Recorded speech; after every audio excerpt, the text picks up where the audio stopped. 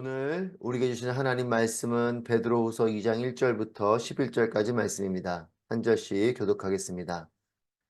그러나 백성 가운데 거짓 예언자들이 일어난 것 같이 여러분 가운데서도 거짓 선생들이 나타날 것입니다. 그들은 파멸로 인도할 이단을 슬그머니 끌어들이고 자기들을 값주고 사신 줄을 부인함으로 임박한 멸망을 자초합니다. 많은 사람이 그들의 방탕한 길을 따를 것입니다. 그래서 그들 때문에 진리의 도가 모독을 당하게 될 것입니다. 또한 그들은 탐욕으로 인해 꾸며낸 말로써 여러분을 이용하려 할 것입니다. 그들이 받을 심판은 옛적부터 지체된 적이 없으며 그들의 멸망은 잠자고 있지 않습니다. 하나님께서는 범죄한 천사들을 용서하지 않으시고 지옥에 던져 심판 때까지 어두운 구덩이에 가두어 놓으셨습니다. 하나님께서는 옛 세상을 용서하지 않으시고 경건치 않은 사람들의 세상을 홍수로 덮으셨습니다. 그때 오직 의의 선포자인 노아의 8식구만 지켜주셨습니다.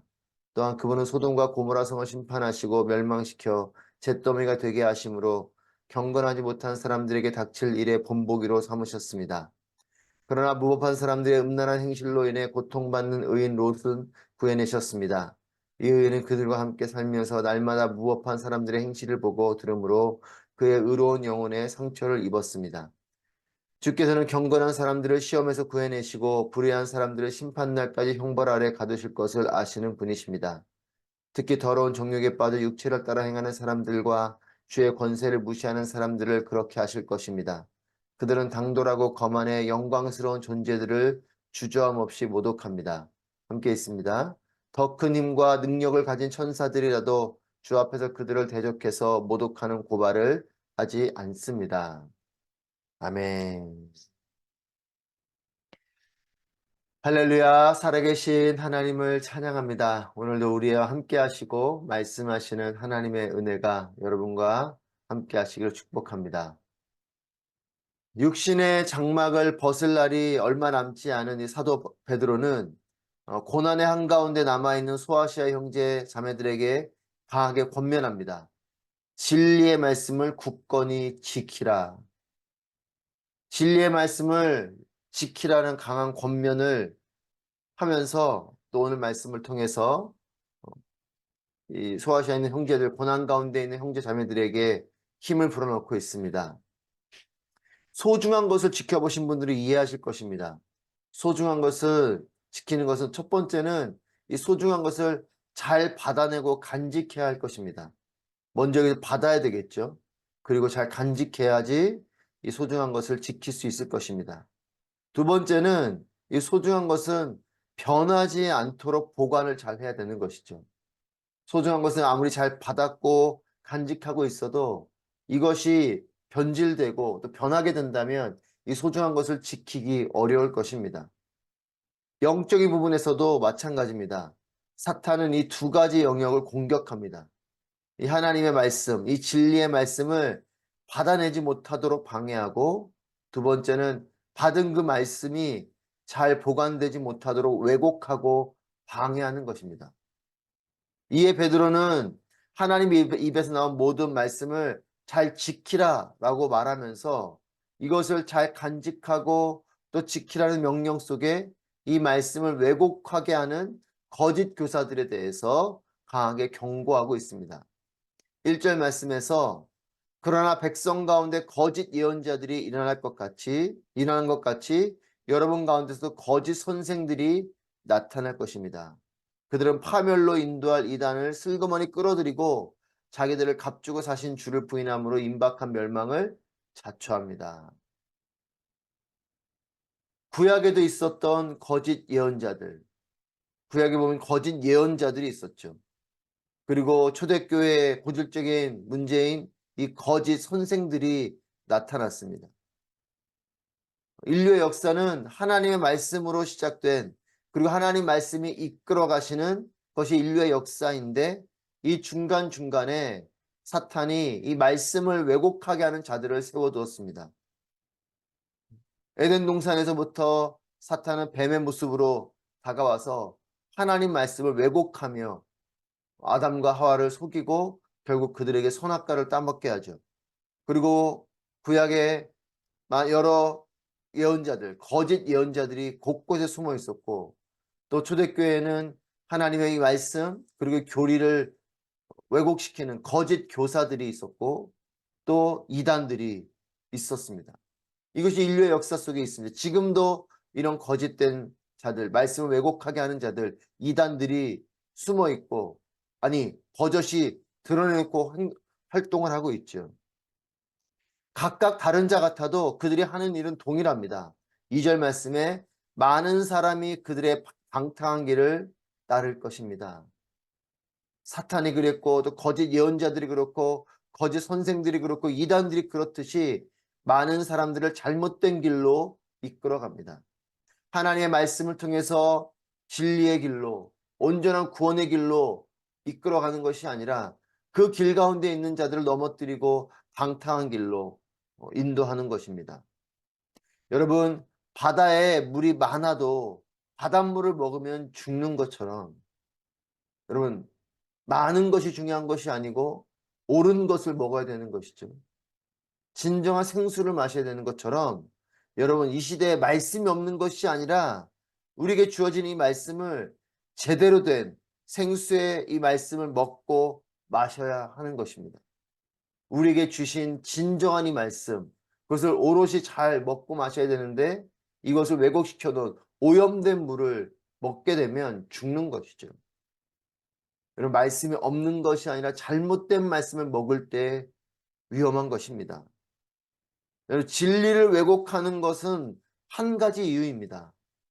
왜 진리를 왜곡하는가? 왜 거짓 선생들, 예언자들, 이단들이 하나님 말씀을 왜곡시키는가 하면 그것은 바로 탐욕입니다.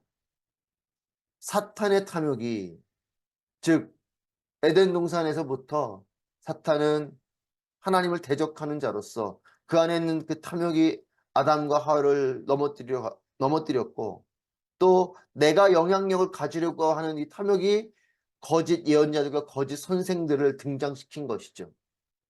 그리고 내가 신이 되려고 하는 이 탐욕이 이단들을 생성시킵니다.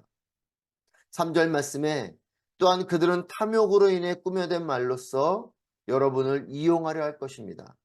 이 거짓 선생들이 하려는 그 목적은 뭐냐?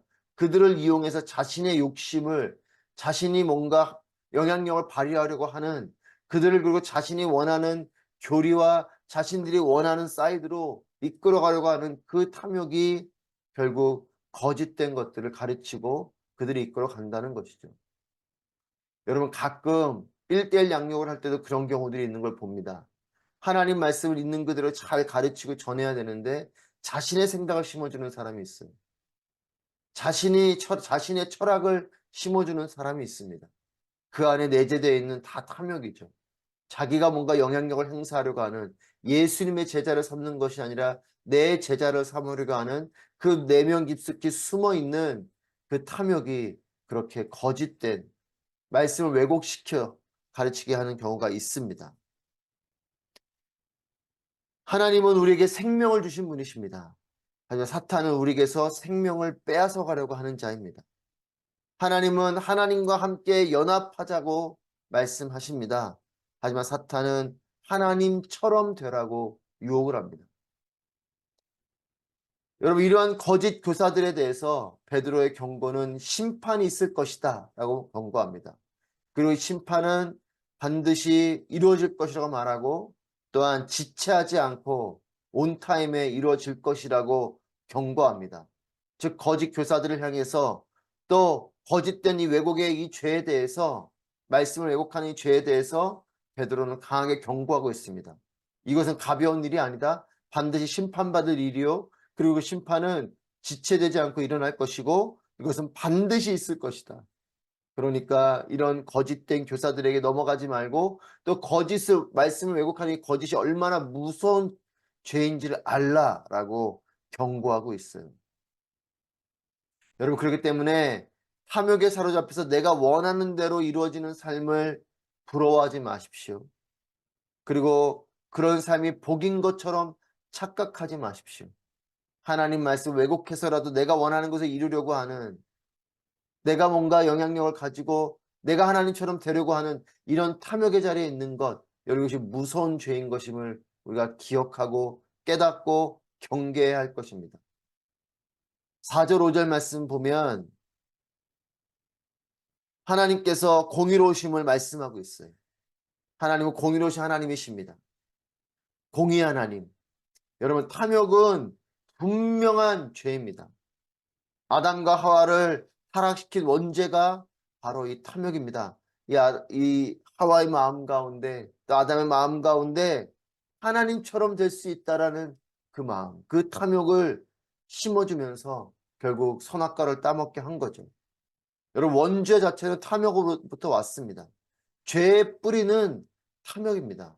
욕심이 잉태하여 죄를 낳고 죄가 장성하여 사망을 낳게 되었다. 여러분, 이 욕심의 뿌리는 탐욕이에요.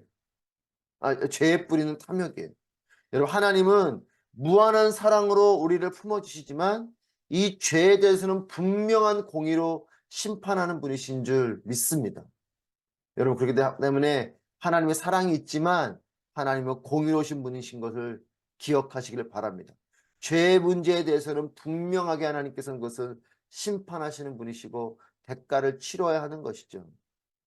6절 말씀에 소돔과 고모라에 대한 말씀을 합니다. 소돔과 고모라 성을 심판하시고 멸망시켜 잿더미가 되게 하심으로 경건하지 못한 사람들에게 닥칠 일에 본보기로 삼으셨다. 여러분, 소돔과 고모라는 탐욕의 죄의 모델이 되는 도시입니다. 탐욕으로 가득한 도시가 소돔과 고모라죠. 그리고 이런 탐욕의 죄를 향한 하나님의 단호한 불심판이 임한 것이 바로 이 소돔과 고모라입니다. 이걸 통해서 이 죄악으로 난무한 이 도시의 그 심판을 통해 하나님께서는 이 죄에 대한 대가, 그리고 이걸 통해 이 죄가 얼마나 무서운 것인지를 보여주신 것입니다. 여러분, 거짓 교사들, 이들은 하나님 말씀을 왜곡하는 자들입니다. 이것은 하나님을 잘못 보여주는 모습인 거죠. 말씀을 가르치지만 잘못된 말씀을 가르칩니다. 잘못된 말씀을 가르치는 것의 위험성은 무엇이냐면 하나님을 온전히 가르치는 것이 아니라 잘못된 하나님으로 가르치는 것입니다. 여러분, 그렇기 때문에 10절 말씀에 더러운 정욕에 빠져 육체를 따라 행하는 사람들과 주의 권세를 무시하는 사람들, 여러분, 바로 이 사람들이 거짓 교사들이죠.